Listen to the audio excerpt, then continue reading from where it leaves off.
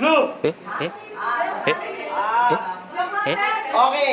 Pag nag-add, listen mo na. As when adding the fraction, pag pareho sila ng denominator, copy lang. Yes. O, copy lang ng denominator. Tapos i-add niya sa taas. 6. Ano sagot? 3. O, tapos na. Madali siya pag pareho sila ng denominator, di ba? Yes. O, ito na sagot dito. 4. 8. 2. Pag magkaiba, doon siya humihirap. Hahanapin natin yung tawag na LCD. Least Common Denominator. Pero sa itong class, LCM yon. Least Common Multiple. O, ano yung multiple of 3?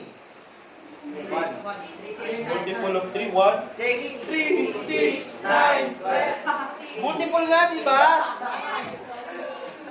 Kaya nasa tinawag na least common denominator kasi nasa denominator siya. Pero ang tawag talaga dyan class, least common multiple. Ano yung multiple ng 3? 6, 9, 12, 15. O, tama na. Anong list? Multiple ng 5? 5, 10, Saan sila nakita? Tapos, the first, divide. 15 divided by 3. 5. Second, multiply.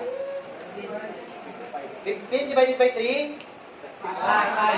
5 times 1. 5. Plus, kaya plus to. 15 divided by 5. 3.